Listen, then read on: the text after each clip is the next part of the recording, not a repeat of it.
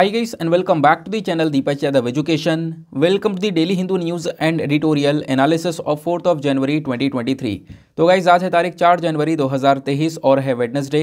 देखेंगे आज के द हिंदू कंप्लीट न्यूज़पेपर को एनालाइज करेंगे। बट लेक्चर में आगे बढ़ने से पहले अगर आप लोगों को इस लेक्चर का पीडीएफ चाहिए तो क्या करना है, सबसे पहले डाउनलोड करना है टेलीग्राम, देन उसके बाद जाके सर्च बॉक्स में टाइप करना दीपक यादव एजुकेशन यूपीएससी।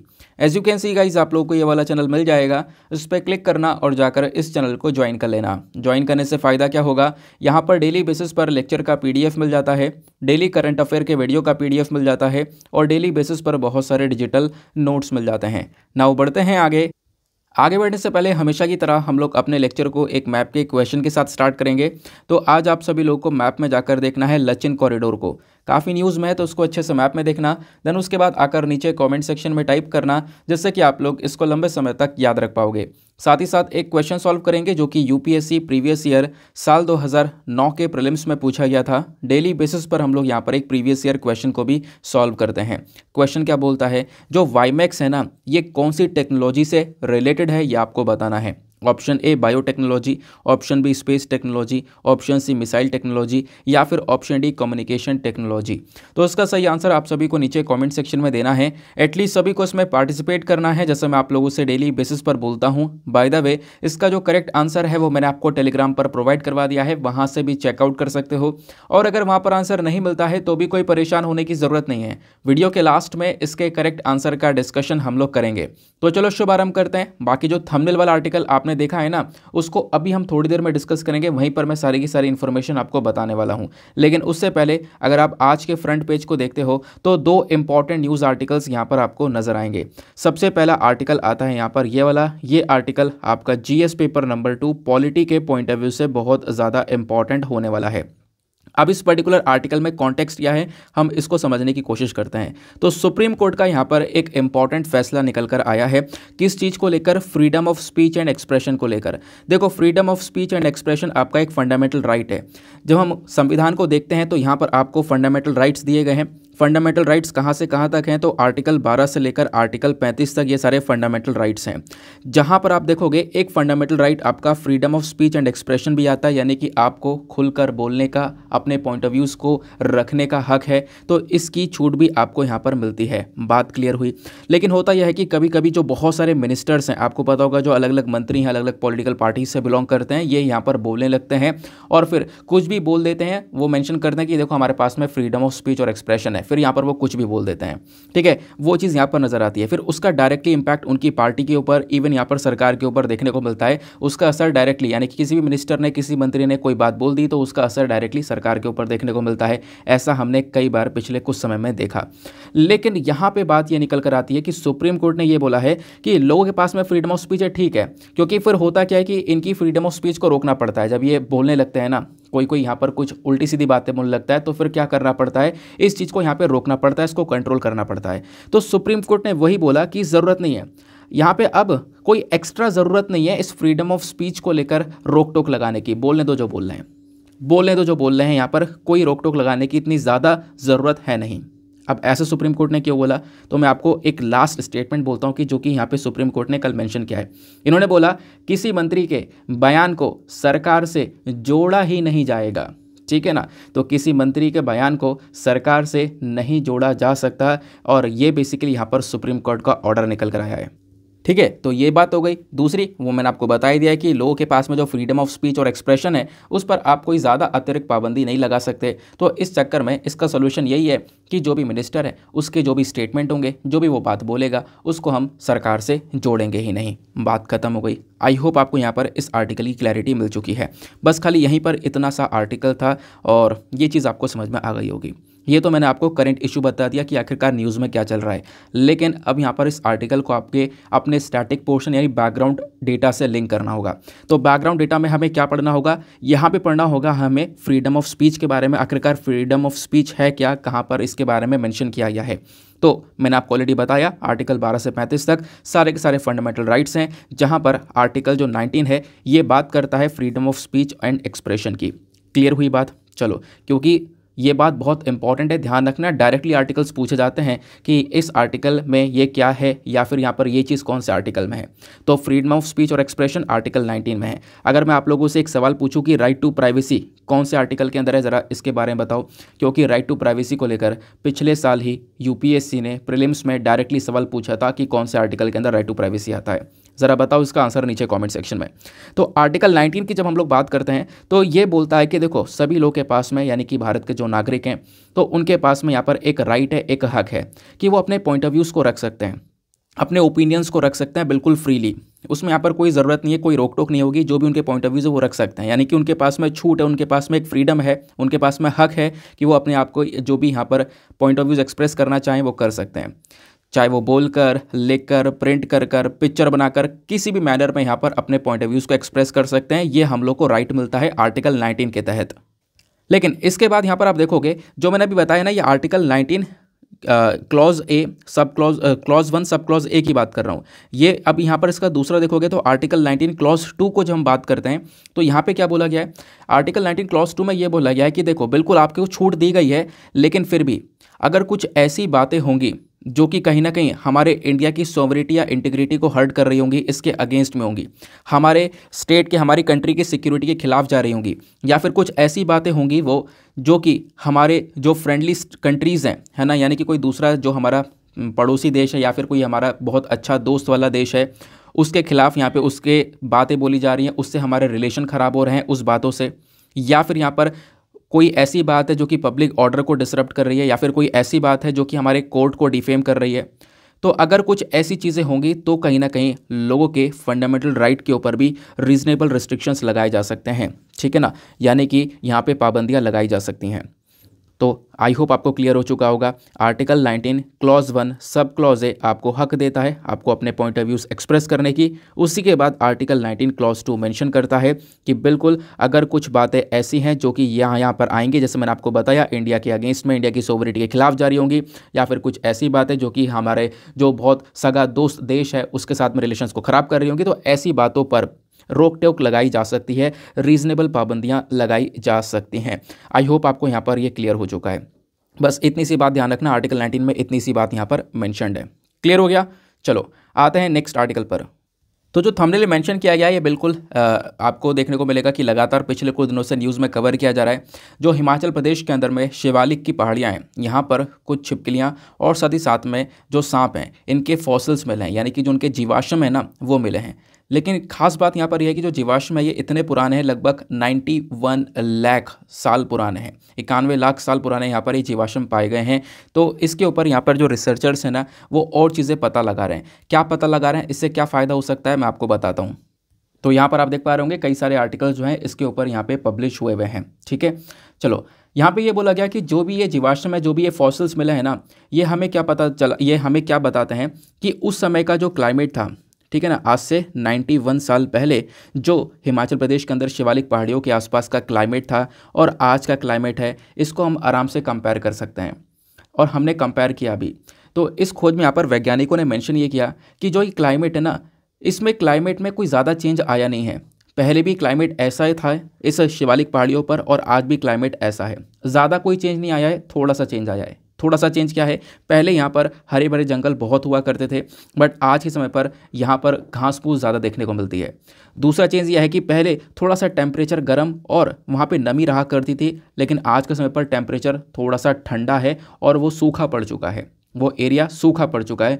ये एक चेंज यहाँ पर देखने को मिलेगा। बाकी अगर हम टेम्परेचर में डिफरेंस देखें तो टेम्परेचर में ज़्यादा कोई डिफरेंस आया नहीं है। ये बात भी यहाँ पर जो हमारे रिसर्चर्स हैं उनका कहना है, ठीक है। तो बेसिकली इन फॉसिल्स के माध्यम से ये चीज़ें पता लगाई गई हैं। आने वाले समय पर और भी ढेर सारी इन्फॉर्मेशन इसके बारे में आएगी, ठीक है ना। तो बेसिकली एक कारण ये भी है जिसकी वजह से आपको शिवालिक हिल्स के बारे में जानना है। शिवालिक जो पहाड़ियाँ हैं ना, ये कहाँ पर हैं, इनकी रेंज कहाँ तक फैली हुई है, ये बात ध्यान रखना क्योंकि ये न्यूज़ में है। खासकर अगर मैं आपको बताऊं तो इसमें भी जो कौन सा इलाका देखना है वो है हरित लियांगर। तो हरित लियांगर में ही यहाँ पर ये जो जीवाश्म है ये पाए गए हैं, ठीक है। बात क्लियर हो गई। तो इससे हमें मौसम की जो जानकारी है वो मिल रही है। हमने ये पता लगाया कि उस समय पर लगभग जो वहाँ का तापमान था, वार्षिक तापमान, वो 15 से लगभग 18 डिग्री सेल्सियस के आसपास हुआ करता था, जो कि आज भी यहाँ पर इतना है। बट डिफरेंस ये है कि पहले हरी भरी जो घासें हैं, हरे भरे जो पेड़ पौधे हैं, ये बहुत ज़्यादा हुआ करते थे, हरियाली बहुत हुआ करती थी। आज के समय पर वो काफ़ी ज़्यादा ख़त्म हो चुकी है और आज के समय पर थोड़ा सा सूखा है और थोड़ा सा एरिया ठंडा ही पड़ चुका है, जो कि अब जो ये सांप और साथ ही साथ में छिपकलियाँ हैं, इनके रहने लायक जगह बची नहीं है। जबकि पहले यहाँ पर ये जगह बहुत ज़्यादा सूटेबल थी छिपकलियों और रेप्टाइल जैसे जानवरों के लिए। ये बात भी यहाँ पर रिसर्चर्स ने मेंशन करी है। आई होप आपको यहाँ पर इसके रिगार्डिंग भी एक क्लैरिटी मिल चुकी है, तो इसको ज़रूर ध्यान रखना। शिवालिक हिल्स के बारे में ध्यान रखना, प्लस यहाँ पर जो ये एक जगह है हरित लियांगर, इसके बारे में ध्यान रखना, ये भी यहाँ पर न्यूज़ में है। ठीक है, चलो आगे आते हैं। नाउ नेक्स्ट आर्टिकल भी हमारे लिए काफ़ी ज़्यादा इंपॉर्टेंट होने वाला है। एक छोटी सी इन्फॉर्मेशन है यहाँ पे जो बहुत काम में आएगी, आपको मैं समझाऊंगा कैसे। तो न्यूज़ यहाँ पर ये निकल कर आती है, जो हमारे डिफेंस मिनिस्टर हैं राजनाथ सिंह जी, इन्होंने यहाँ पर क्या बोला है, we do not believe in war but will fight in force to. देखो वैसे तो हम लोग युद्ध के अंदर कोई विश्वास करते नहीं है, हमारी पॉलिसी शुरू से ऐसी रही है कि हम युद्ध को ना कभी क्रिएट करें, कभी यहाँ पर युद्ध वाली सिचुएशन ना आए, है ना। हम हमेशा युद्ध के अगेंस्ट में ही रहे हैं। लेकिन अगर कोई जोर देगा, दूसरा देश बार बार हरकतें इस प्रकार से करेगा जो कि यहाँ पर हमें ज़बरदस्ती वॉर में ढकेल रहा है, तो हमें लड़ना ही पड़ेगा, ठीक है ना। तो हम लोग डेफिनेटली उतरेंगे, ये बात यहाँ पर डिफेंस मिनिस्टर बोलते हैं। ठीक है, तो इन्होंने बोला कि देखो इंडिया हमेशा से ही वॉर के अगेंस्ट में है, लेकिन अगर कोई ज़बरदस्ती इस खेल में इंडिया को खींचेगा तो डेफिनेटली हम उतर कर आएंगे और एक मुंहतोड़ जवाब भी देंगे। तो ये बात हमारे डिफेंस मिनिस्टर राजनाथ सिंह जी ने मेंशन करी है। कब मेंशन करी है? कल के दिन। अब ये मैं क्यों बता रहा हूँ, क्योंकि कल के दिन यहाँ पर इन्होंने लगभग 28 जो इंफ्रास्ट्रक्चर प्रोजेक्ट्स हैं उनका उद्घाटन किया है। ये जो प्रोजेक्ट्स हैं ना, इसको किसने बनाया है? बॉर्डर रोड एंड ऑर्गेनाइजेशन ने, यानी BRO ने। बहुत इंपॉर्टेंट है, कई सारे वनडे एग्जामिनेशन के अंदर BRO को लेकर कई बार सवाल पूछा गया है। तो बॉर्डर रोड्स एंड ऑर्गेनाइजेशन ने यहाँ पर ये 28 प्रोजेक्ट्स बनाए हैं।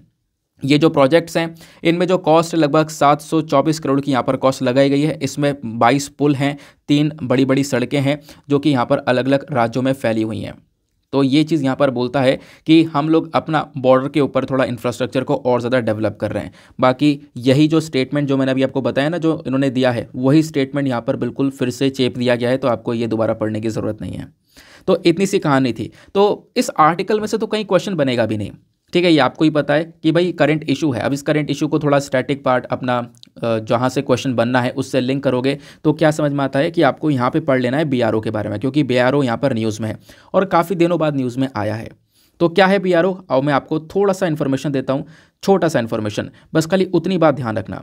जब हम बात करते हैं बॉर्डर एंड रोड ऑर्गेनाइजेशन की, तो इस बॉडी को लाया गया था 1960 में बाय दी पंडित जवाहरलाल नेहरू जी, ताकि हम लोग क्या कर सकें, अपने बॉर्डर वाले जो एरियाज़ हैं, खासकर नॉर्थ ईस्टर्न रीजन वाले जो बॉर्डर हैं, वहाँ पर लगातार डेवलपमेंट कर सकें, विकास कर सकें, बहुत सारी रोड्स वगैरह बना सकें। क्योंकि हमारे पड़ोसी देश जैसे चाइना है, वो लगातार बॉर्डर के ऊपर इंफ्रास्ट्रक्चर बनाता रहा है। तो हमारा फोकस भी है कि हम अपने बॉर्डर्स के आसपास रोड इंफ्रास्ट्रक्चर को डेवलप करें, और उसमें BRO एक सबसे बड़ा रोल प्ले करेगा। इसी वजह से BRO को बनाया गया था, ब्रो को बनाया गया था। ये जो बॉडी है ना, ये मिनिस्ट्री ऑफ डिफेंस के अंडर में काम करती है। बहुत ज़्यादा इंपॉर्टेंट पॉइंट है ये, क्योंकि आपको पता है डायरेक्टली ऐसे कई सवाल पूछे गए, जैसे आर्कियोलॉजिकल सर्वे ऑफ इंडिया कौन सी मिनिस्ट्री के अंडर में काम करता है ना। मैंने आपको कई बार सवाल दिखाए, ऐसे कई सारे क्वेश्चन पूछेगा, ये कौन सी मिनिस्ट्री में काम करता है। तो ये जो BRO है, ये मिनिस्ट्री ऑफ डिफेंस के अंदर यहाँ पे वर्क करती है, ठीक है।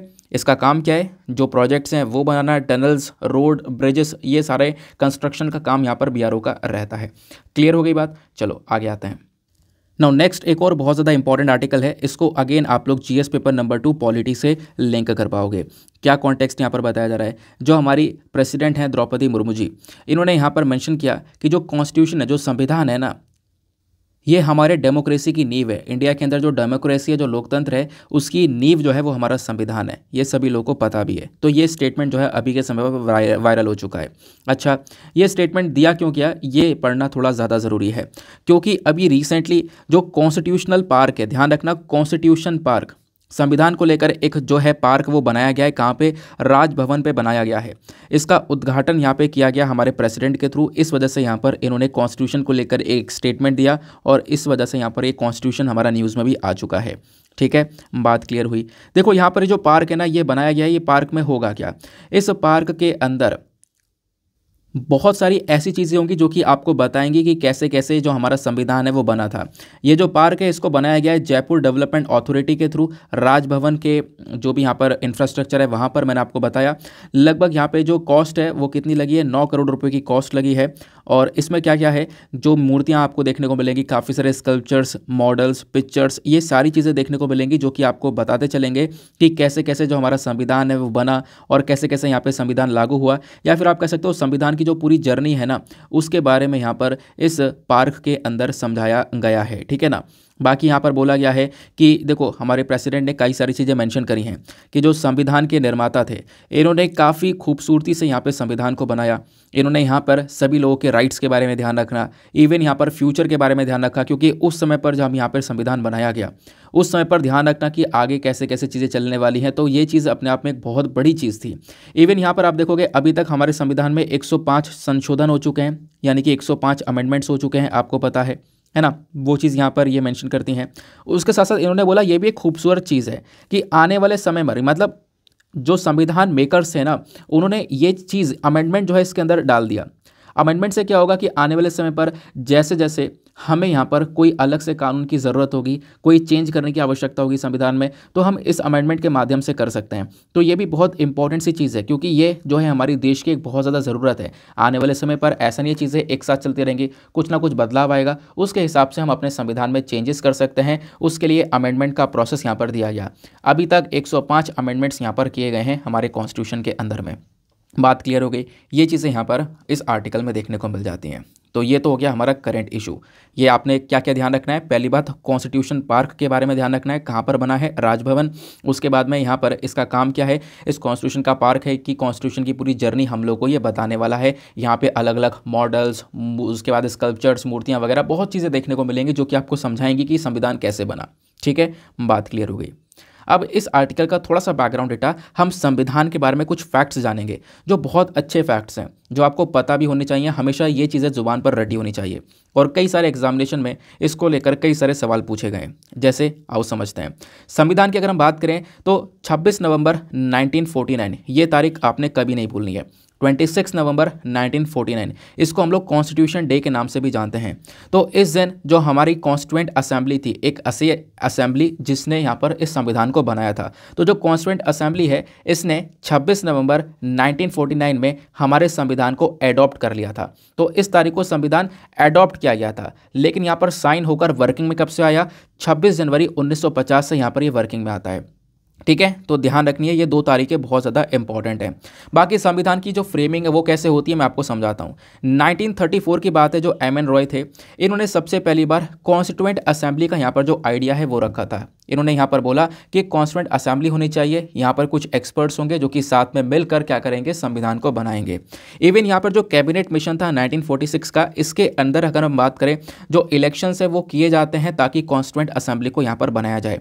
तो जो कॉन्स्टिट्यूशन ऑफ इंडिया है ये किसने तैयार किया है, कॉन्स्टिट्यूएंट असेंबली ने। इस असेंबली के अंदर कई सारे लोग आपको यहाँ पर देखने को मिल जाते हैं। तो ये जो कॉन्स्टिट्यूएंट असेंबली ऑफ इंडिया थी ना, इन्होंने लगभग अलग से 13 कमेटियाँ बना दी, 13 अलग अलग कमेटियाँ बना दी, और उस कमेटी को अलग अलग टास्क दे दिए कि आपको इस प्रकार से यहाँ पर आपको ये वाला सब्जेक्ट दिया गया है, आप इसके ऊपर यहाँ पे कॉन्स्टिट्यूशन तैयार करोगे, आप इस सब्जेक्ट के ऊपर, आप इसके ऊपर। तो अलग अलग टास्क यहाँ पर इन 13 कमेटीज़ को दे दिए गए। अब इन 13 कमेटीज़ में से जो हमेशा एग्जामिनेशन में पूछी गई हैं वो हैं 8, क्योंकि ये इन 13 में से 8 तो मेजर कमिटीज़ हैं। तो वो जो 8 मेजर कमिटीज़ हैं ये सबको पता होनी चाहिए। ठीक है ना। तो जैसे कि एक है ड्राफ्टिंग कमेटी, तो ड्राफ्टिंग कमेटी को लीड कर रहे थे बी आर अम्बेडकर जी। फिर उसके बाद में यूनियन पावर कमेटी, इसको जवाहरलाल नेहरू जी लीड कर रहे थे। देन उसके बाद में यूनियन कॉन्स्टिट्यूशन कमेटी, इसको लीड करने वाले जवाहरलाल नेहरू जी अगेन। देन उसके बाद में provincial constitution committee, Vallabh bhai Patel ji. Then उसके बाद में advisory committee on fundamental rights, minorities and tribal excluded areas, Vallabh bhai Patel ji. Then उसके बाद में यहाँ पर rules of procedure committee, Rajendra Prasad ji. States committee for negotiation with states, Jawaharlal Nehru ji. फिर उसके बाद में steering committee again Rajendra Prasad ji. तो ये इंपॉर्टेंट है, ये 8 की 8 कमेटियां हैं। किस किसने लीड किया ये मैंने आपको नाम भी बता दिए हैं, और ये 8 की 8 कमेटियां कौन सी हैं। वैसे 13 कमेटियां बनाई गई थी, बट 8 कमेटी ये मेजर थी, बाकी मतलब सबसे बड़ी कमेटीज़ थी, बाकी जो है वो थोड़ी छोटी छोटी कमेटीज़ थी। और जो हमेशा एग्जामिनेशन में क्वेश्चन पूछा गया है वो इन्हीं कमेटीज़ से लेकर पूछा गया, जैसे कि स्टीयरिंग कमेटी को लेकर सवाल पूछा गया था इनके लीडर के बारे में। ठीक है, बात क्लियर हो गई। तो ये चीज़ आपको समझ आएगी हाँ संविधान कैसे बना, और ये चीज़ मैंने आपको थोड़ा सा एक ब्रीफ फॉर्म में बताया है। आगे डिस्कस करते हैं कि संविधान को लेकर कुछ इंपॉर्टेंट फैक्ट्स हैं, कुछ तथ्य हैं जो कि आपको ध्यान में रखने हैं। क्या क्या है? सबसे पहली बात, जो संविधान है हमारा इंडिया का, वो दुनिया का सबसे लेंथीएस्ट कॉन्स्टिट्यूशन है, यानी कि सबसे ज़्यादा बड़ा कॉन्स्टिट्यूशन, सबसे ज़्यादा बड़े साइज़ का कॉन्स्टिट्यूशन यहाँ पे इंडिया का ही है। हमारे यहाँ पर फेडरल सिस्टम भी है, यानी कि स्टेट गवर्नमेंट यूनियन गवर्नमेंट दोनों साथ में मिलकर काम करें, इस प्रकार का सिस्टम के ऊपर जोर दिया गया।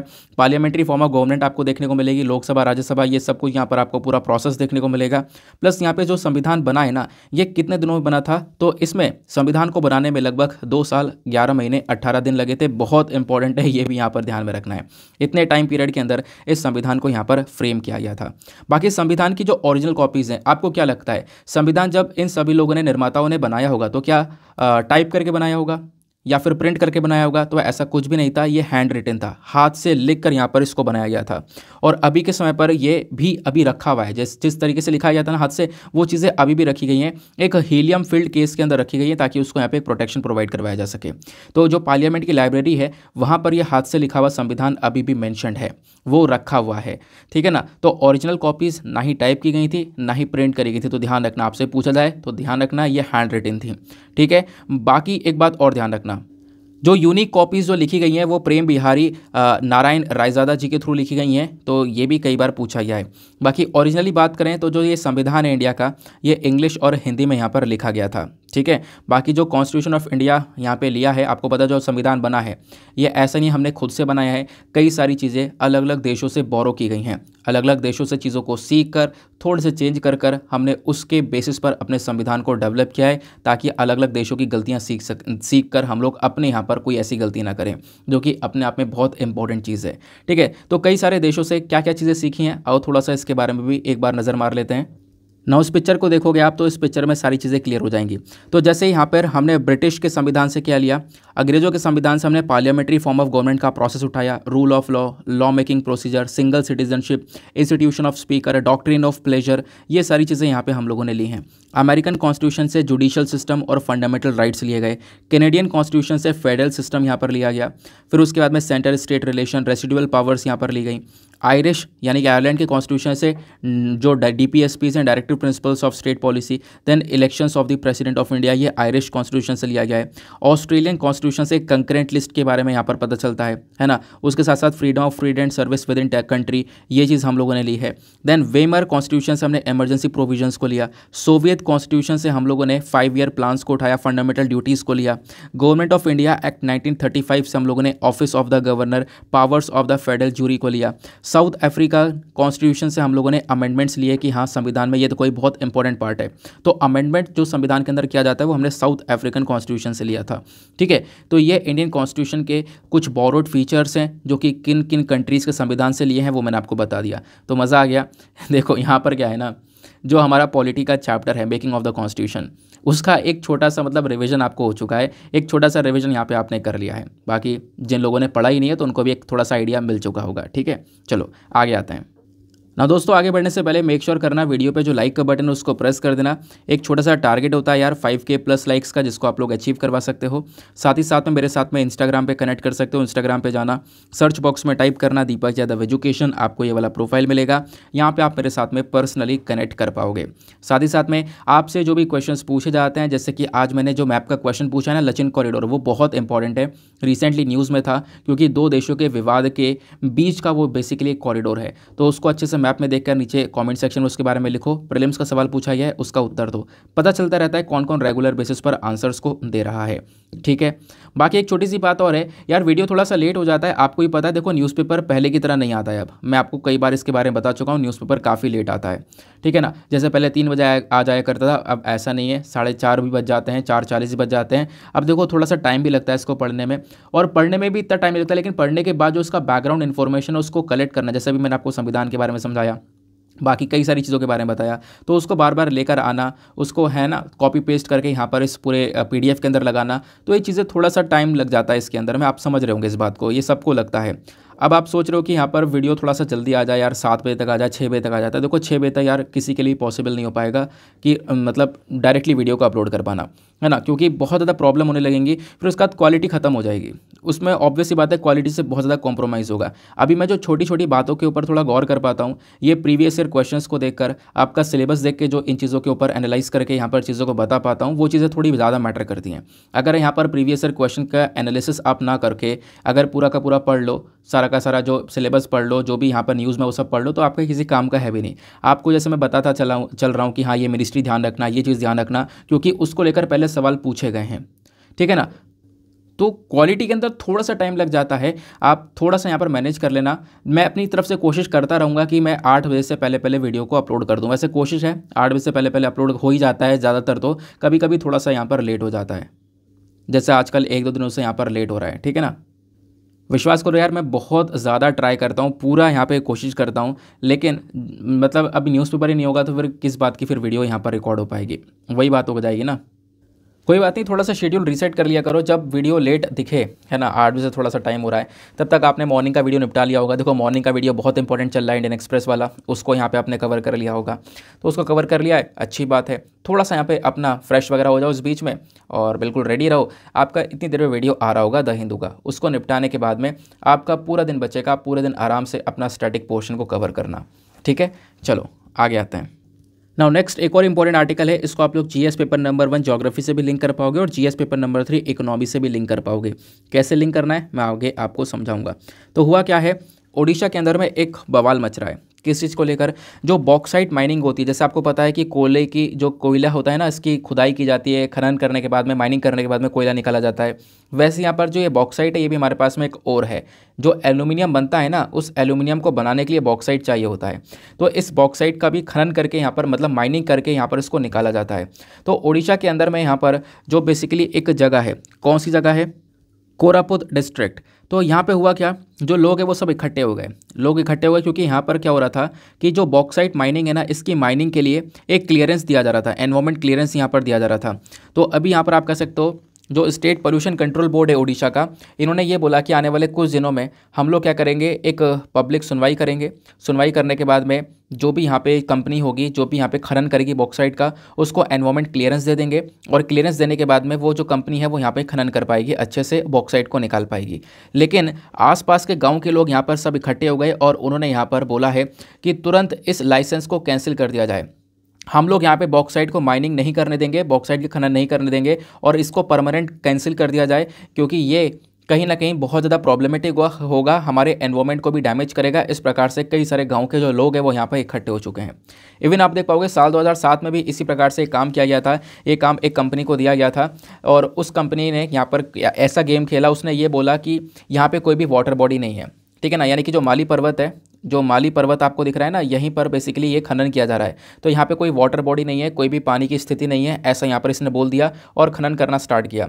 इलीगल तरीके से यहाँ पर इसने खनन करना स्टार्ट किया था, ऐसा यहाँ पर पता चलता है।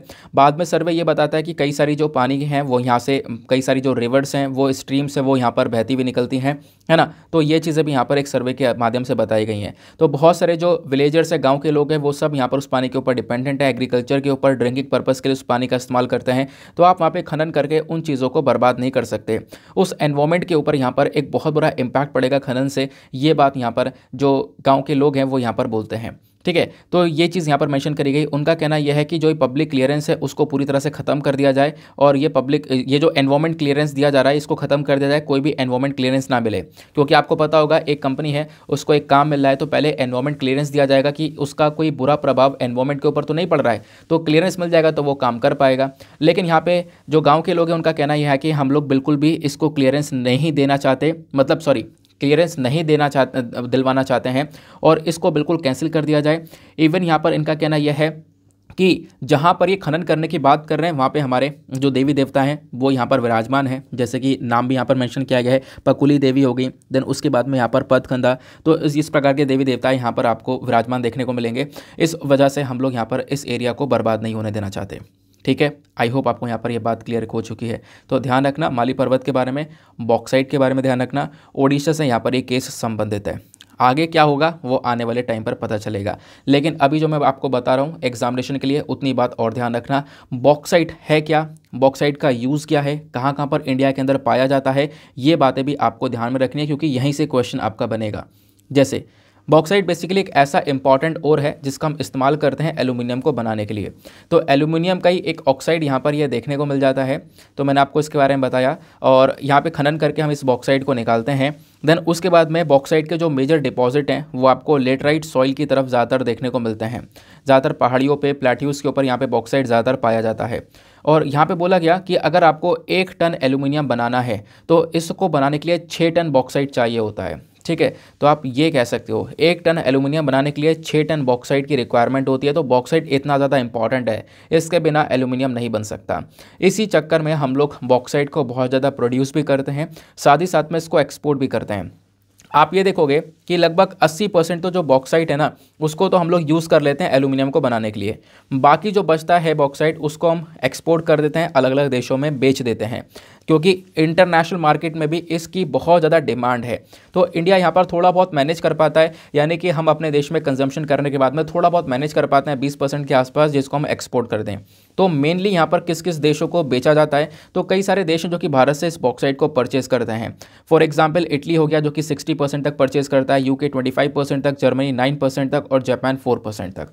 तो इतना इतना प्रतिशत यहाँ पर एक्सपोर्ट कर दिया जाता है इटली, यूके, जापान और जर्मनी को ये बॉक्साइट। ठीक है, क्लियर हो गई बात, ये बॉक्साइट के बारे में समझ लेना। बाकी यहाँ पर एक चीज़ मैं आपको और बता दूँ, हमारे देश भर में कहाँ कहाँ पर बॉक्साइट का डिस्ट्रीब्यूशन देखने को मिलेगा। तो ज़्यादातर यहाँ पर आपको इस वाले रीजन में ही बॉक्साइट पाया जाता है। छत्तीसगढ़ के अंदर पाया जाता है। छत्तीसगढ़ को लेकर सवाल पूछा भी गया था कि छत्तीसगढ़ में क्या क्या पाया जाता है, तो बॉक्साइट यहाँ पर छत्तीसगढ़ में देखने को मिलेगा। उसके अलावा उड़ीसा के अंदर कई सारी जगह आपको यहाँ पर दिख रही होंगी। यहाँ पर अभी हम बात कर रहे हैं जिस प्लेस की ना, वो ये वाली जगह है जहाँ पर मैं डॉट लगा रहा हूँ।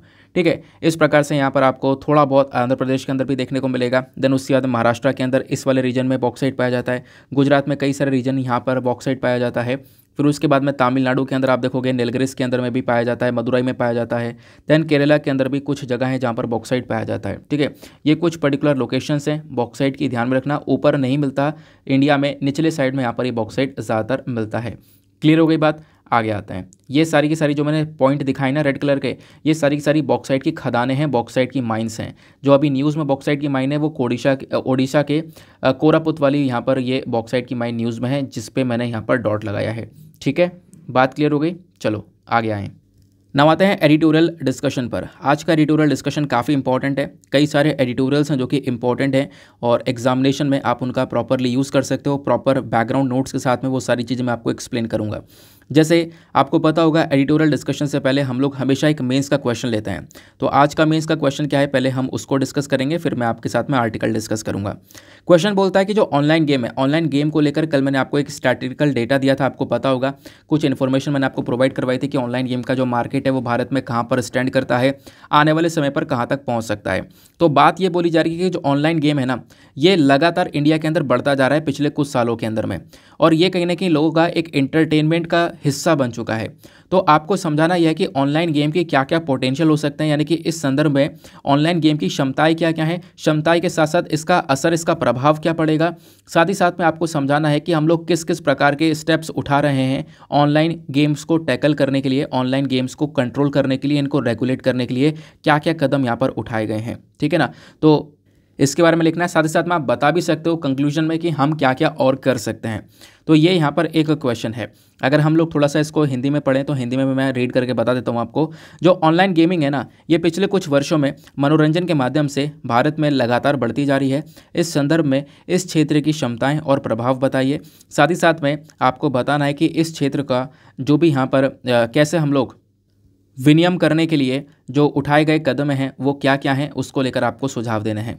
ठीक है ना, तो इसका एक अच्छा सा आंसर लिखना, और आंसर लिखने के बाद में आपको कहाँ पे सबमिट करना है, टेलीग्राम पर जाना, वहाँ पे सर्च बॉक्स में टाइप करना Deepak Yadav education mains answer writing, full form लिखना। आपको वो मेरा चैनल मिल जाएगा। लगभग यहाँ पे 44,000 के आसपास लोग जुड़ चुके हैं। आप भी जाकर जुड़ सकते हो और डेली आंसर्स को लिख सकते हो।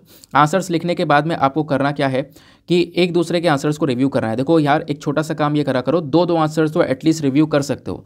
जब आप सभी लोग दो दो आंसर्स को रिव्यू करोगे तो उससे काफ़ी सारे बेनिफिट्स मिलेंगे आपको भी, यानी कि आपको कई सारे पॉइंट्स मिलेंगे अपने नोट्स में इंक्लूड करने के लिए। साथ ही साथ में सामने वाले के जो आंसर्स के अंदर कोई मिस्टेक्स होती हैं तो वो भी आप बता सकोगे। तो ऐसा कोऑपरेटिव वे में वो ग्रुप चल रहा है, आप भी जाकर उसका हिस्सा बनिए। ठीक है, चलो स्टार्ट करते हैं एडिटोरियल को।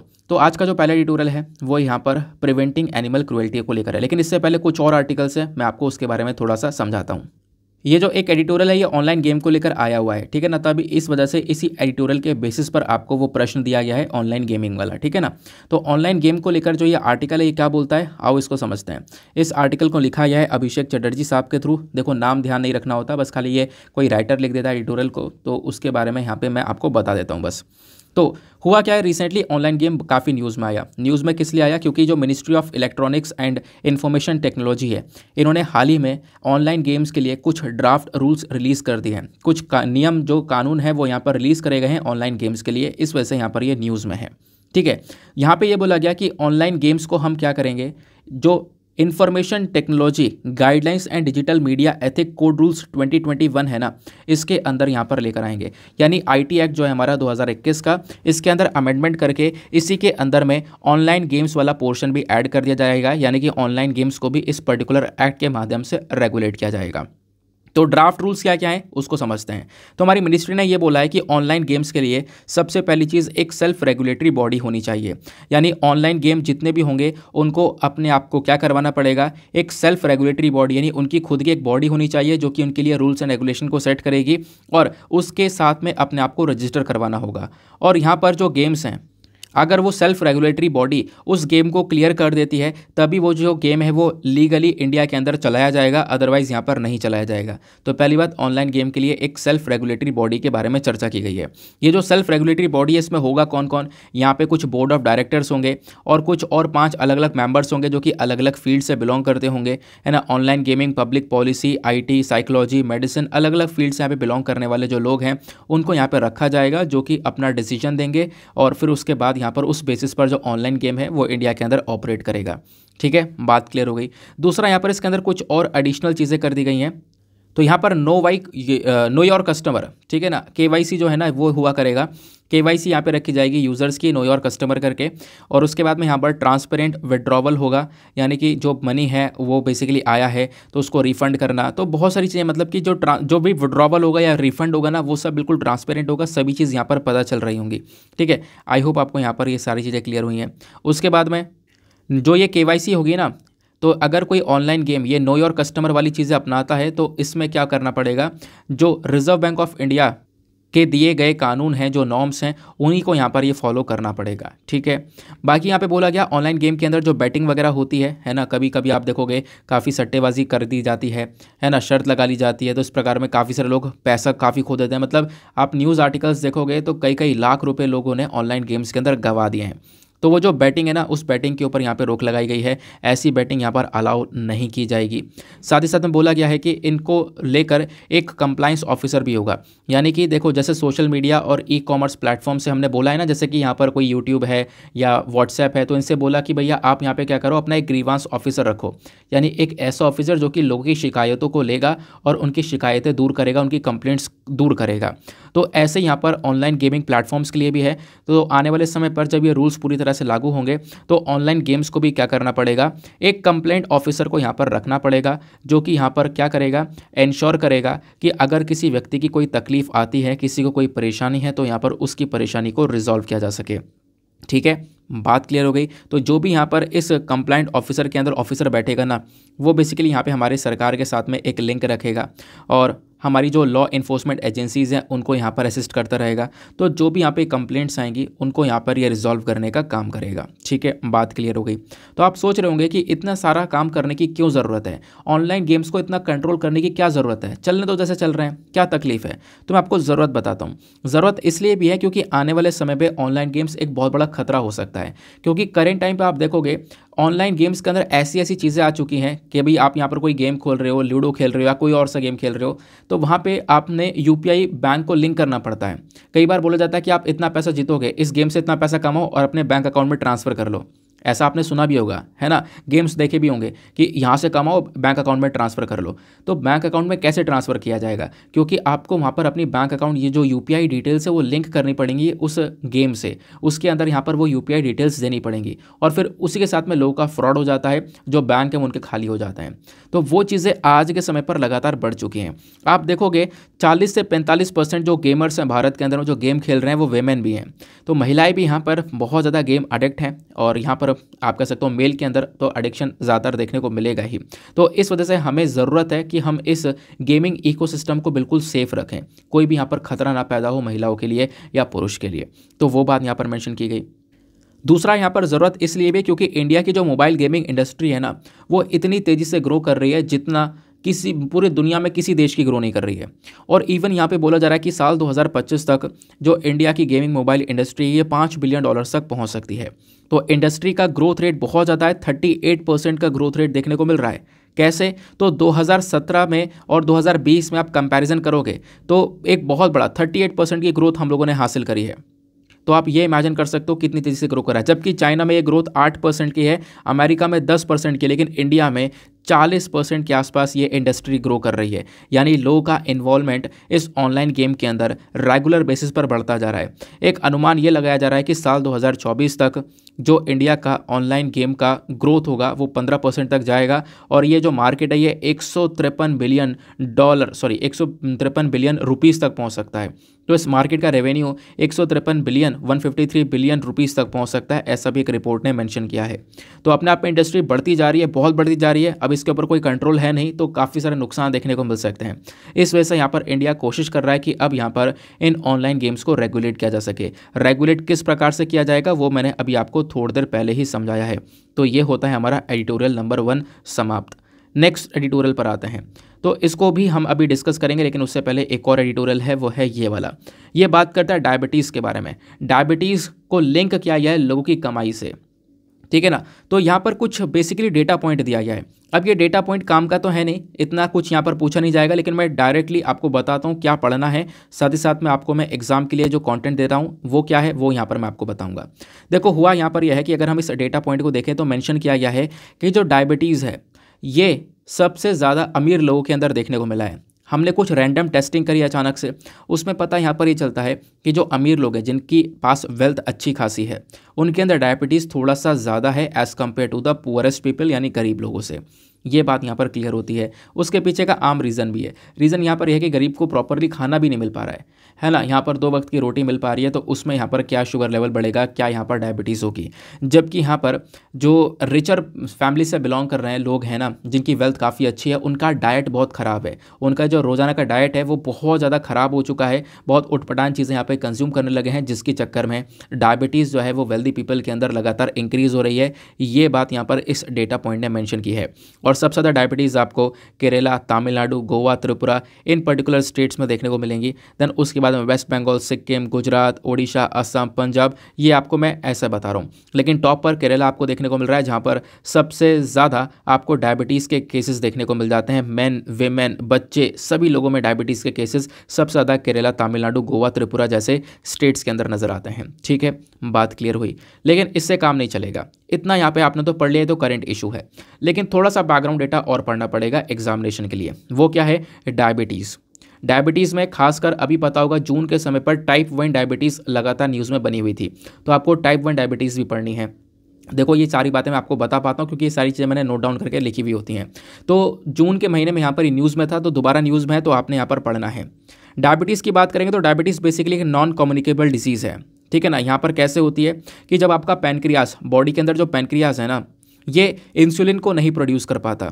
तो जब एक प्रॉपरली इंसुलिन यानी इनफ मात्रा में इंसुलिन प्रोड्यूस नहीं होगा, तब वो बेसिकली डायबिटीज़ वाली प्रॉब्लम आएगी, ठीक है ना। तो मैं आपको बता दूं इंसुलिन का काम क्या है। इंसुलिन का काम है आपके बॉडी के ब्लड शुगर लेवल को कंट्रोल करना, और अगर आपके बॉडी के अंदर इंसुलिन ही इनफ मात्रा में नहीं होगा तो आपके बॉडी के अंदर ब्लड शुगर लेवल कैसे कंट्रोल होगा? सही बात है, नहीं है, ठीक है। और वो इंसुलिन प्रोड्यूस करने का काम किसका होता है? आपके बॉडी पार्ट पेनक्रियास का। तो पेनक्रियास इंसुलिन को प्रोड्यूस करता है। इंसुलिन यहाँ पर हमारे ब्लड के शुगर लेवल को कंट्रोल करता है, और अगर इंसुलिन अच्छा नहीं होगा तो ऑब्वियस सी बात है ब्लड का शुगर लेवल भी यहाँ पर ज़्यादा बढ़ेगा।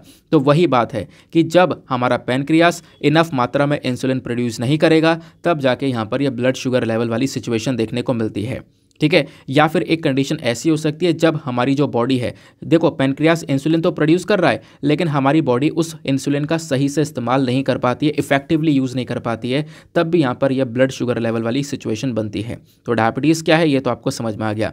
डायबिटीज़ के दो प्रकार हैं, एक होती है टाइप 1 डायबिटीज़ और एक होती है टाइप 2 डायबिटीज़। दोनों में क्या डिफरेंस है? वैसे एक जेस्टेशनल डायबिटीज़ भी होती है, क्या है मैं आपको समझाता हूँ। पहले हम लोग पढ़ेंगे टाइप 1 डायबिटीज़ के बारे में। जब बात करते हैं टाइप 1 डायबिटीज़ की तो उसको हम लोग जुवेनाइल डायबिटीज़ के नाम से भी जानते हैं। जुवेनाइल क्यों? ये तो बच्चों से संबंधित है। हाँ, तो बच्चों से संबंधित ही ये डायबिटीज़ नज़र आती है।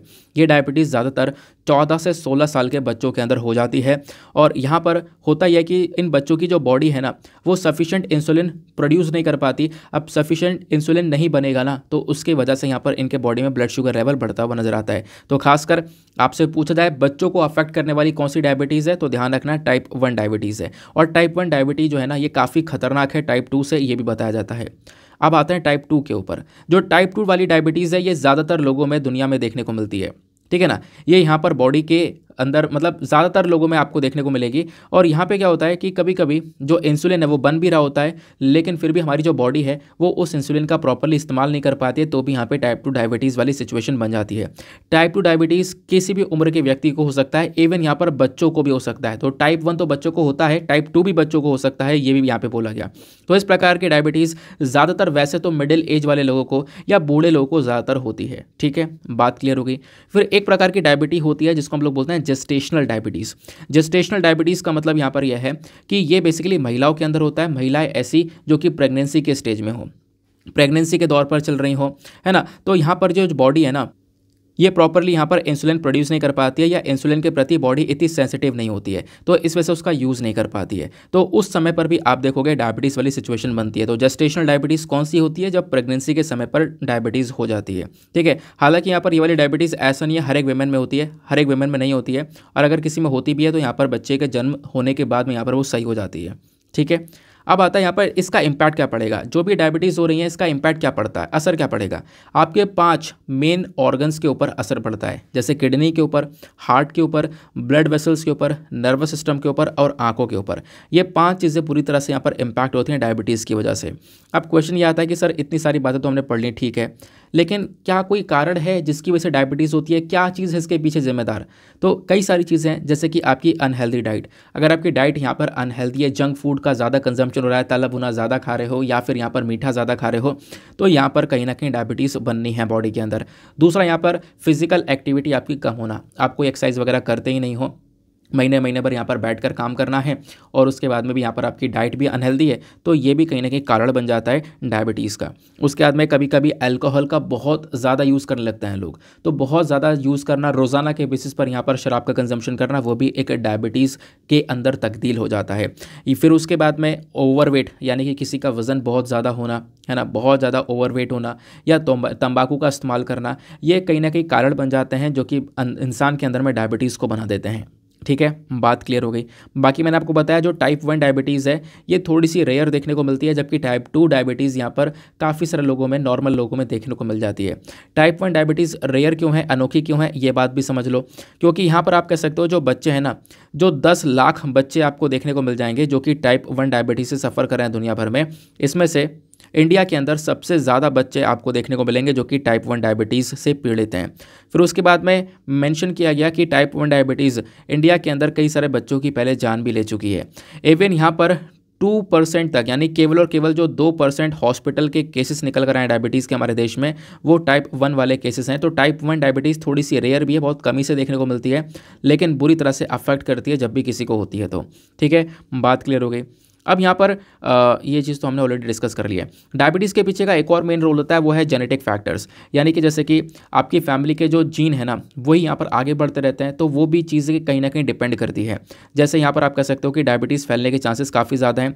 लगभग 3% चांसेस है जब यहाँ पर मदर को डायबिटीज़ हो, 5% चांसेस जब फादर को हो, 8% चांसेस हैं जब सिबलिंग को डायबिटीज़ हो। तो यहाँ पर इस प्रकार से जो जीन फैक्टर्स है वो भी एक बहुत इंपॉर्टेंट रोल को प्ले करता है।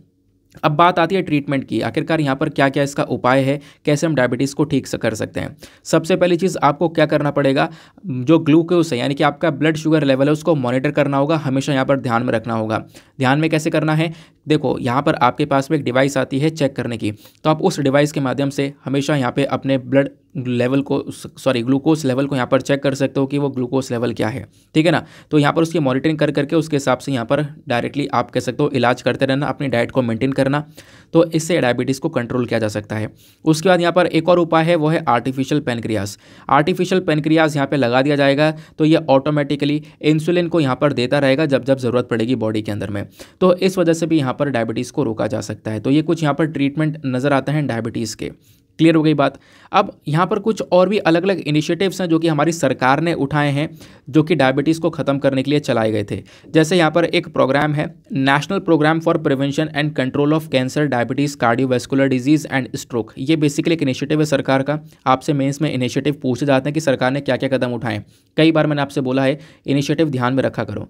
तो ये जो इनिशिएटिव है इसलिए चलाया गया था, बेसिकली हमारी इंडिया ने 2010 में लॉन्च किया था, ताकि हम लोग क्या कर सकें, जो हेल्थ प्रमोशन है, ह्यूमन रिसोर्स डेवलपमेंट है, वो यहाँ पे बढ़ा सकें और यहाँ पे जो डायबिटीज़ का डायग्नोसिस है उसको बढ़ा सकें। दूसरा इनिशिएटिव क्या है, वर्ल्ड डायबिटीज़ डे। हम लगभग हर साल 14 नवंबर को वर्ल्ड डायबिटीज़ डे को ऑब्जर्व करते हैं, ठीक है। ये जो चीज़ है ना, ये हम लोग को काफ़ी मदद करती है डायबिटीज़ के प्रति एक लोगों के अंदर जागरूकता फैलाने के लिए। तीसरा यहाँ पर इनिशिएटिव चलाया गया था ग्लोबल डायबिटीज़ कॉम्पैक्ट। WHO ने बेसिकली यहाँ पर इस इनिशिएटिव को लॉन्च किया है, जिसका मेन टारगेट है कि हम लोग क्या कर सकें कि जो लोग हैं उनके अंदर जो डायबिटीज़ है उसको यहाँ पर ठीक कर सकें, डायबिटीज़ से यहाँ पर लड़ने में मदद कर सकें, ठीक है। तो ये कुछ इनिशिएटिव्स आपको देखने को मिल जाएंगे गवर्नमेंट के। आई होप आपको यहाँ पर क्लैरिटी मिल चुकी है। आर्टिकल यहीं पर ख़त्म हो जाता है। आते हैं नेक्स्ट इंपॉर्टेंट एडिटोरियल पर। अगला जो एडिटोरियल आपको देखने को मिलेगा ये बेसिकली इंडिया और इजराइल के रिलेशंस के बारे में है। वैसे मैं इंडिया और इजराइल के रिलेशंस आपको पहले भी बता चुका हूँ, लेकिन इजराइल की कहानी मैंने आपको आज से 2 दिन पहले बताई थी, वही कहानी दोबारा से आज यहाँ पर न्यूज़पेपर के अंदर छपी है। चलो थोड़ा सा यहाँ पे आइडिया ले लेंगे, जो नए लोग हैं उनको भी यहाँ पर इसके बारे में समझ में आ जाएगा। करना क्या है, पहली बात यहाँ पर मैं आपको एक पिक्चर पर लेकर चलता हूँ, उस पिक्चर को देखो, फिर उसके बाद आपको सब कुछ क्लियर होगा। देखो इन बातों को बहुत ध्यान से सुनना, क्योंकि अगर आप यहाँ पर ये इतिहास नहीं समझोगे ना तो ये आर्टिकल भी समझ में नहीं आएगा। इतिहास क्या बोलता है आओ मैं आपको इसके बारे में बताता हूँ। यहाँ पर आपको इंडिया देखने को मिलेगा और इंडिया के कंपैरिजन में इजराइल कहाँ पर, आपको ये मिडिल ईस्ट में इजराइल यहाँ पर देखने को मिलेगा। जो ये ग्रीन कलर का डॉट बना है ना, यहीं पर इजराइल है। अगर मैं इसको जूम करके दिखाऊं तो इस प्रकार से आपको यहाँ पर ये इजराइल नजर आएगा।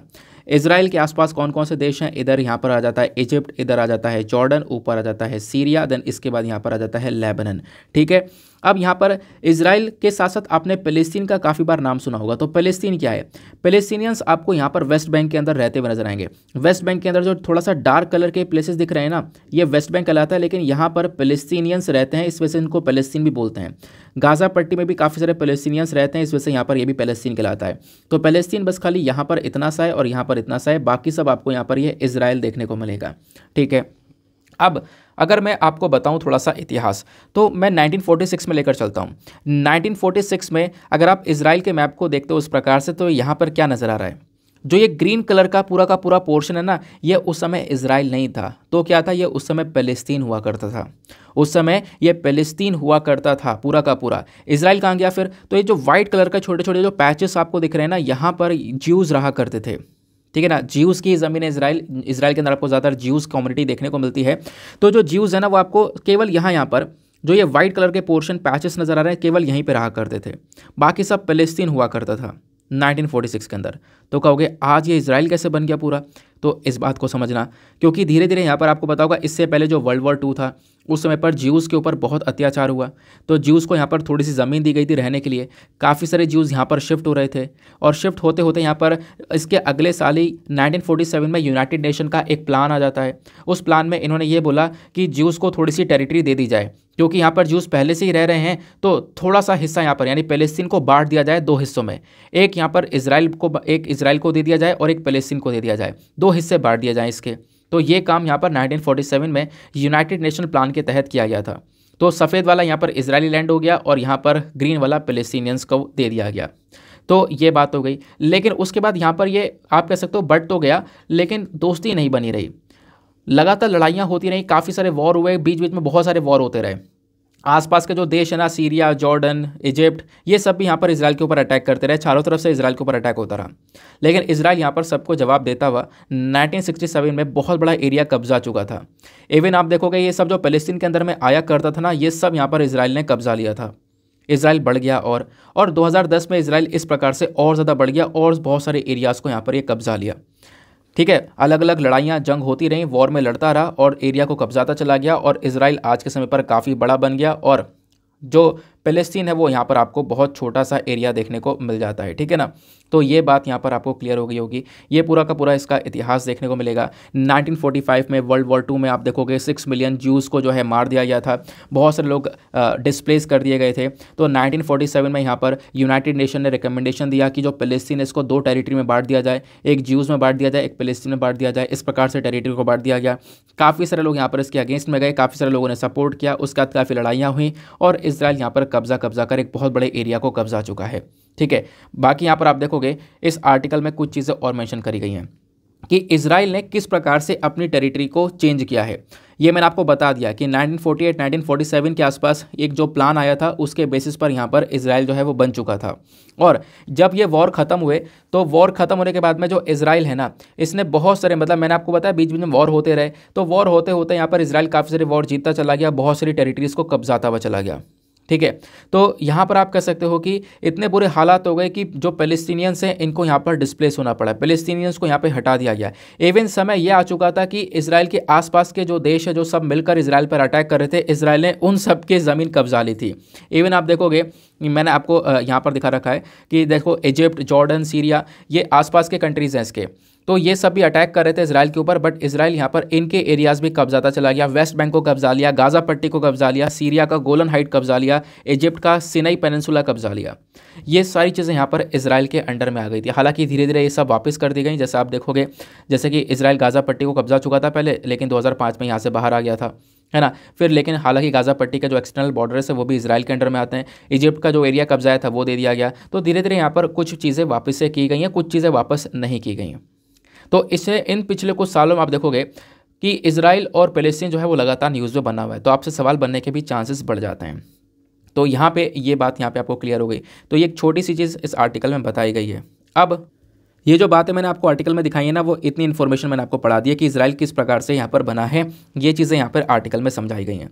होता क्या है, ये न्यूज़ में क्यों है? न्यूज़ में इसलिए है क्योंकि यहाँ पर recently United nation general assembly के अंदर में एक रिजोल्यूशन पास किया जाता है और उस रिजोल्यूशन के अंदर में ये बोला जाता है कि जो इंटरनेशनल कोर्ट ऑफ जस्टिस है, इंटरनेशनल लेवल पर जो कोर्ट है ना, इसको ये मैटर उठाना चाहिए। और आज के समय में इजराइल ने जो फ़लस्तीन की कुछ एक्स्ट्रा जगह कवर कर रखी है, वेस्ट बैंक वगैरह के अंदर अपना सेटलमेंट बढ़ा रखा है, वहाँ उस केस को यहाँ पर इंटरनेशनल कोर्ट ऑफ जस्टिस को देखना चाहिए और उस केस को देखते हुए यहाँ पर इजराइल से बोलना चाहिए कि इजराइल यहाँ पर इन सभी एरिया से पीछे हट जाए। तो ये रिजोल्यूशन यहाँ पर UNGA के अंदर पास किया गया। अब यहाँ पर इस रिजोल्यूशन को काफ़ी लोगों ने सपोर्ट किया, काफ़ी सारी कंट्रीज से सपोर्ट करने वाली है ना। तो 87 जो मेंबर्स हैं इन्होंने यहाँ पर फेवर में वोट किया कि हाँ ठीक है, ऐसा होना चाहिए, इजराइल के ऊपर ये क्वेश्चन उठना चाहिए और इजराइल को पीछे ढकेलना चाहिए। लगभग इसमें 26 कंट्रीज़ ऐसी थी जिन्होंने अपोज किया कि नहीं ऐसा नहीं, इजराइल को सपोर्ट किया इन 26 कंट्रीज़ ने। लेकिन कुछ कंट्रीज़ 53 कंट्रीज़ ऐसी थी जिन्होंने एब्सटेन कर दिया, जिसमें भारत भी था। यानी भारत ने ना हाँ में वोट किया ना में वोट किया, हमने कुछ जवाब ही नहीं दिया, आपको जो करना है कर लो, हम यहाँ पर इसमें बिल्कुल न्यूट्रल स्टांस रखने वाले हैं। ठीक है, बात क्लियर हो गई। ये इजराइल पैलेस्टीन का कॉन्फ्लिक्ट आपको समझ में आ गया। बाकी यहाँ पर क्या न्यूज़ में है वो आपको समझ में आ गया। ठीक है, बाकी आपको पता होगा 2 दिन पहले मैंने आपको इंडिया इजराइल के रिलेशंस भी समझाए थे डिटेल से। नाउ आते हैं अगले पर्टिकुलर एडिटोरियल की तरफ। अगला एडिटोरियल यहाँ पर सुहृत पार्थ सारथी के थ्रू यहाँ पर लिखा गया है। तो एक एडवोकेट की प्रैक्टिसिंग कर रहे हैं मद्रास हाई कोर्ट के अंदर में। तो कुछ रेलिवेंट पॉइंट्स हैं इनके थ्रू मेंशन करे गए हैं किस चीज़ को लेकर, प्रिवेंटिंग एनिमल क्रुएल्टी को लेकर, जो जानवरों के ऊपर अत्याचार होता है ना, उसको लेकर यहाँ पर उन्होंने इस पर्टिकुलर एडिटोरियल को लिखा है। क्या बात करते हैं आओ समझते हैं। देखो इन्होंने इस एडिटोरियल को इसलिए भी लिखा क्योंकि रिसेंटली एक जो स्पोर्ट है जिसको हम लोग जल्लीकट्टू बोलते हैं, जल्लीकट्टू काफ़ी न्यूज़ में रहता है ना। तो जल्लीकट्टू बेसिकली तमिलनाडु के अंदर खेला जाता है, जहाँ पर एक जो बुल होता है ना, जो एक सांड होता है, उसको यहाँ पे कंट्रोल किया जाता है। बेसिकली उसको खुले एरिया में छोड़ दिया जाएगा, फिर जब वो भागेगा तो उसको कंट्रोल किया जाता है। तो तमिलनाडु के अंदर एक स्पोर्ट है ये जल्लीकट्टू, है ना। ये ट्रेडिशनली फॉलो कर रहे हैं बहुत लंबे समय से, यहाँ पर आप कह सकते हो वो लोग फॉलो करते हुए नजर आ रहे हैं इसको। तो हुआ क्या, रिसेंटली सुप्रीम कोर्ट के कॉन्स्टिट्यूशनल बेंच ने अपना एक वर्डिक्ट दिया, यानी कि एक फैसला सुनाते हुए क्या किया, ये जो जल्लीकट्टू है इसको बैन कर दिया। साल 2014 में animal welfare board of India versus A Nagaraja ये केस हुआ था। यहाँ पर सुप्रीम कोर्ट की 2 जज की बेंच ने क्या कर दिया, जल्लीकट्टू को इलीगल बताया और इसको बैन कर दिया। इन्होंने बोला कि इस जल्लीकट्टू के अंदर में जो जानवर हैं उनके ऊपर अत्याचार हो रहा है और हमारे पास में ऑलरेडी जानवरों के ऊपर अत्याचार को रोकने के लिए एक एक्ट है, तो हम ऐसा होने नहीं देते और इसकी वजह से जल्लीकट्टू को बैन कर रहे हैं। तो सुप्रीम कोर्ट ने जल्लीकट्टू को बैन कर दिया। ये बात क्लियर हो गई। अब तमिलनाडु काफ़ी नाराज़ भी हुआ क्योंकि तमिलनाडु के अंदर इसको ट्रेडिशनली फॉलो करते आ रहे हैं बहुत लंबे समय से, है ना, बहुत लंबे समय से। यहाँ पर आप कह सकते हैं उनका एक ट्रेडिशन है, तो इसको फॉलो कर रहे हैं ये लोग। तो कहीं ना कहीं यहाँ पर इन्होंने क्या किया, अपनी तरफ से काफ़ी सारी कोशिशें कर ली तमिलनाडु ने। इन्होंने ये मेंशन किया है देखो ये कोई इलीगल नहीं है, ये बिल्कुल लीगल है, हम लोग लंबे समय से फॉलो कर रहे हैं, इसको बैन ना किया जाए। ये कोशिश यहाँ पर तमिलनाडु करता हुआ नज़र आया है, ठीक है ना। तो अब यहाँ पर राइटर मेंशन करते हैं कि देखो एनिमल के ऊपर जो अत्याचार होता है ना, इसको बचाने की जो जिम्मेदारी है वो यहाँ पर खुद की स्टेट की होनी चाहिए। कैसे होनी चाहिए मैं यहाँ पर इसके बारे में समझाता हूँ। अब राइटर मेंशन करते हैं एनिमल राइट्स एंड सेफ्टी के बारे में। अभी तक जो कहानी बताई मैंने यहाँ तक ही है। अब ये बात करते हैं एनिमल राइट्स एंड सेफ्टी के बारे में। इन्होंने यहाँ पर ये बोला कि इस प्रकार के आर्गूमेंट्स यहाँ पर चलते रहे, जल्लीकट्टू को लेकर एक जो कंट्रोवर्सी है वो बनी रही। आने वाले समय पे एक बहुत बड़ी खबर ये बनकर आएगी क्योंकि आने वाले समय पर इसको लेकर एक फैसले की सुनवाई ज़रूर होने वाली है कि इस जल्लीकट्टू को बैन किया जाएगा या नहीं किया जाएगा। लेकिन राइटर ने ये बोला जब हम अपने संविधान को देखते हैं तो संविधान में कई सारे फंडामेंटल राइट्स हैं। आर्टिकल 12 से 35 तक सारे फंडामेंटल राइट्स हैं, जिसमें आर्टिकल 21 राइट टू लाइफ के बारे में बात करता है, आर्टिकल 14 राइट टू इक्वालिटी के बारे में बात करता है ना। तो ये राइट्स आपको देखने को मिलेंगे। तो क्या ये केवल पर्सन्स के लिए, यानी कि पर्सन मतलब ह्यूमन बींग होता है क्या ये जानवरों के पास में राइट नहीं है क्या? संविधान जब इन सारे फंडामेंटल राइट्स की बात करता है तो क्या ये केवल पर्सन्स के पास में, जानवरों के पास में ये राइट्स नहीं है क्या? ये बात यहाँ पर ये बोलते हैं, है ना, कि भैया देखो जो जानवर है उसको भी यहाँ पे प्रोटेक्शन की ज़रूरत है। यहाँ पे आप देखोगे जो हमारे पास में संविधान है इसमें DPSP, fundamental duties, fundamental rights, ये सारी चीज़ें नज़र आती हैं। अब यहाँ पे इवन जो हमारे पास में डीपीएसपी और फंडामेंटल ड्यूटीज़ है ना, ये भी बोलती हैं, ये क्या बोलती हैं कि जो ह्यूमन बींग्स है, जो इंसान है, उनको क्या करना चाहिए, अपना नेचुरल एनवायरनमेंट प्रोटेक्ट करना चाहिए। ये हमारी एक फंडामेंटल ड्यूटी भी है कि हमें यहाँ पर अपना एनवायरनमेंट प्रोटेक्ट करना है, ये हमारा खुद का फंडामेंटल ड्यूटी है, संविधान के अंदर मेंशन्ड है। लेकिन यहाँ पर दिक्कत यह है कि फंडामेंटल ड्यूटी या डीपीएसपी अनइन्फोर्सेबल है।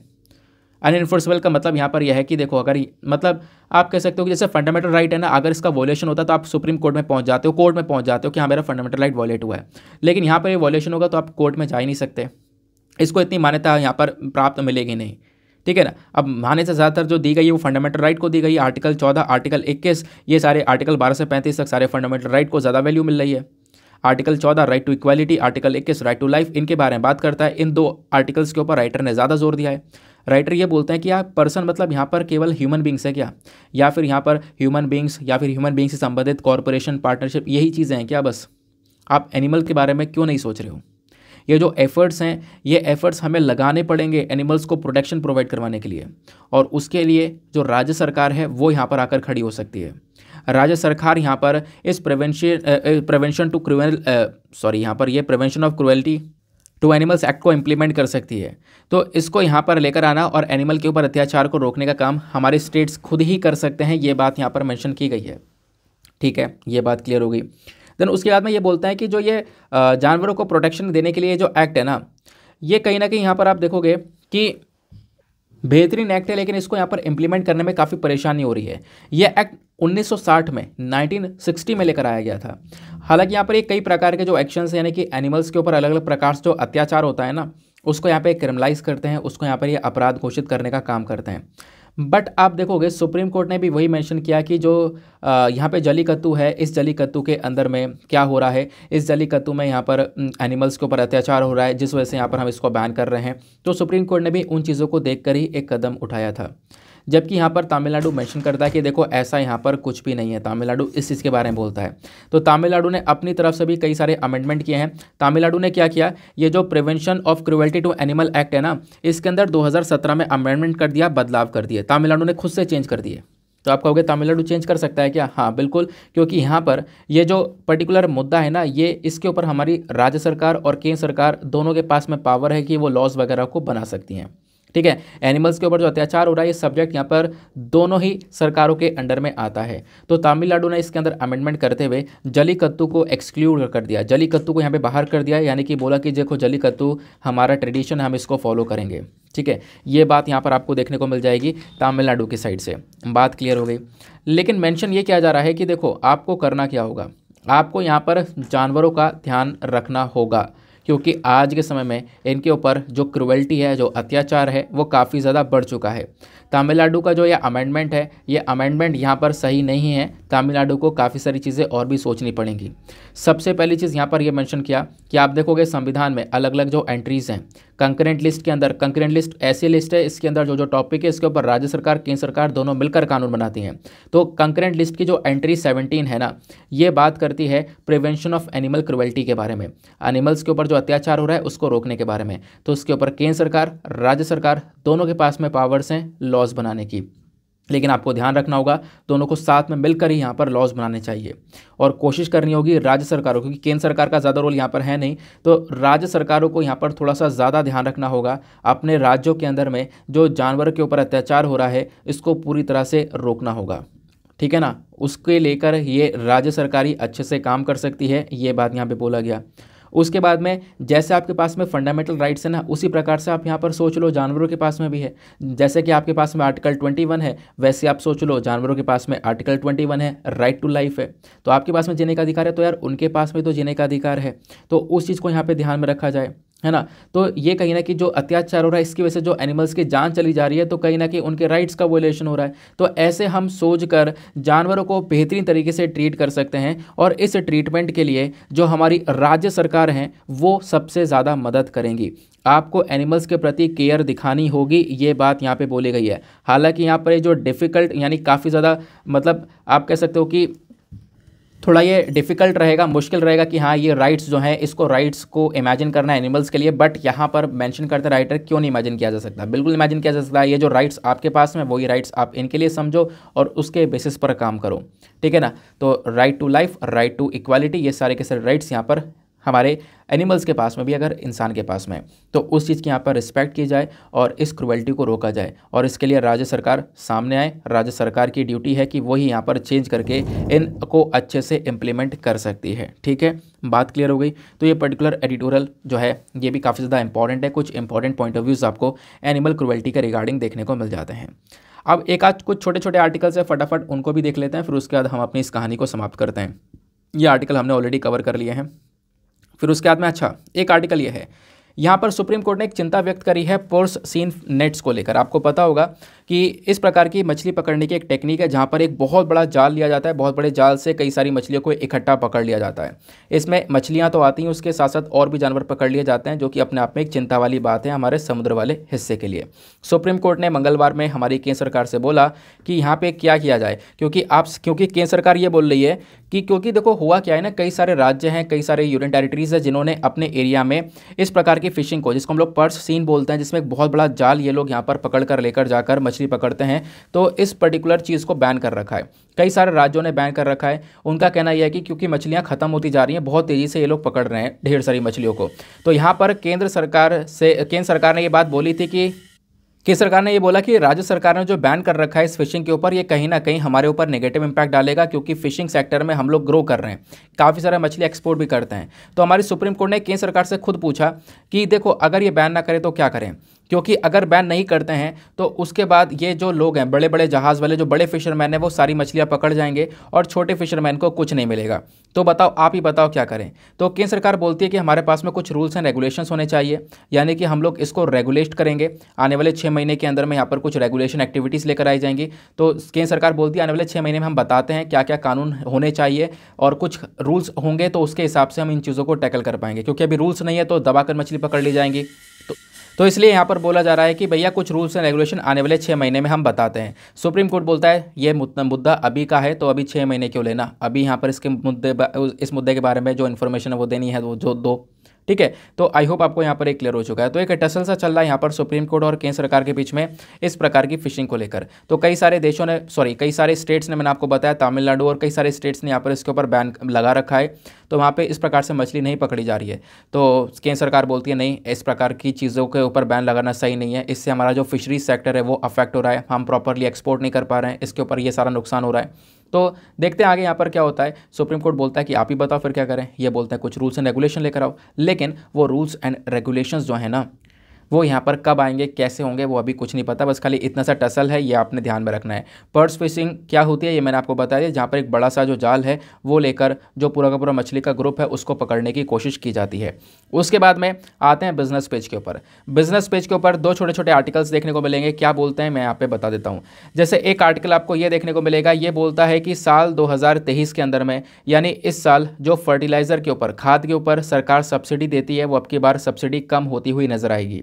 रीज़न क्या है, क्योंकि सरकार का ऑलरेडी काफ़ी सारी जगह पर खर्चा हो रहा है, फिस्कल डेफिसिट बढ़ता जा रहा है, यानी कि कमाई कम हो रही है, खर्चे ज़्यादा होते जा रहे हैं। तो इस चीज़ को देखते हुए इस साल यहाँ पर जो बेसिकली फर्टिलाइज़र के ऊपर, खाद के ऊपर सब्सिडी का खर्चा होता है, इसको सरकार देखते हुए अब की बार कट डाउन करने वाली है। इस खाद को यहाँ पर इसके प्रोडक्शन को इसके ऊपर जो सब्सिडी दिया करती थी इसको कम करने वाली है।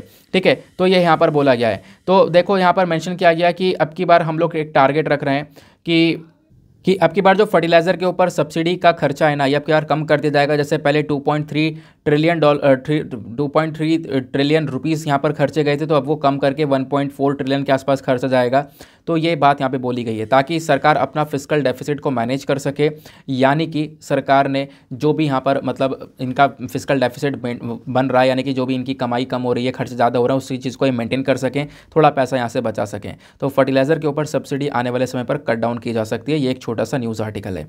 उसके बाद एक न्यूज़ आर्टिकल आपको यहाँ पर ये देखने को मिलेगा।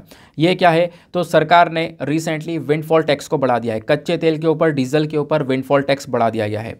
अब आपका क्वेश्चन होगा ये विंडफॉल टैक्स क्या है, क्योंकि इस आर्टिकल में इस हेडिंग के अलावा आपने कुछ पढ़ना ही नहीं है। तो बात आती है विंडफॉल टैक्स की, मैंने कई बार आपको समझा रखा है। देखो, जब कंपनी को कुछ एक्स्ट्रा बेनिफिट होता है तो कहोगे बेनिफिट यानी प्रॉफिट, तो कंपनी का तो प्रॉफिट का काम ही है, तो क्या दिक्कत है। लेकिन कुछ हद से ज़्यादा, कुछ ऐसा प्रॉफिट जिसके लिए कंपनी रिस्पॉन्सिबल नहीं है ना, कंपनी को कुछ अलग से यहाँ पर बेनिफिट हो गया है। एग्जाम्पल के तौर पर मैं आपको बताऊं, जैसे भारत से भी कई सारी ऑयल की कंपनियां हैं जो कि कच्चे तेल को एक्सपोर्ट करती हैं, लेकिन यहाँ पर आप कह सकते हो इंटरनेशनल लेवल पर अभी हमने देखा कच्चे तेल के जो दाम है वो काफ़ी ज़्यादा बढ़ गए।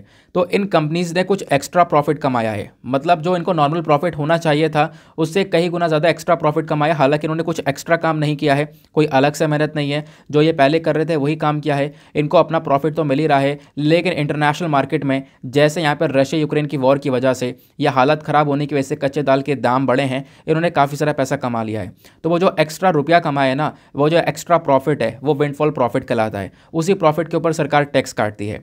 ठीक है, तो जब कंपनी को बेनिफिट होता है जिसके लिए कंपनी जिम्मेदार नहीं है, उसको काफ़ी सारा बेनिफिट हो गया, तो वो कहलाता है विंडफॉल प्रॉफिट। तो सरकार यहाँ पे करती है, उसके ऊपर एक टैक्स काटती है जिसको हम लोग बोलते हैं विंडफॉल टैक्स। आई होप आपको यहाँ पर यह बात क्लियर हो चुकी है। तो सरकार ने अभी जो भी यहाँ पर कच्चे तेल और डीजल का एक्सपोर्ट हम लोग करते हैं ना, इसके ऊपर विंडफॉल टैक्स को बढ़ा दिया है। ये बेसिकली एक न्यूज़ निकल कर आती है। तो ये था ओवरऑल आज का डिस्कशन। आई होप आपको काफ़ी मदद मिली होगी। छोटे बड़े आर्टिकल सब कुछ डिटेल से डिस्कस किए हैं। वीडियो थोड़ा सा लेट रहा है यार, तो थोड़ा सा मैनेज कर लेना, मैंने जिसके बारे में आपको बताया कि आखिरकार क्या कारण है। बाकी हम लोग देखते हैं अपने आज के प्रीलिम्स के क्वेश्चन को। आज का प्रीलिम्स का क्वेश्चन क्या था, जो वाईमैक्स है ये कौन सी टेक्नोलॉजी से रिलेटेड है, तो इसका सही उत्तर है option number D, communication technology. Now मिलते हैं आप लोगों से अगले वीडियो में। आज के लिए bye bye, have a nice day, thank you and जय हिंद।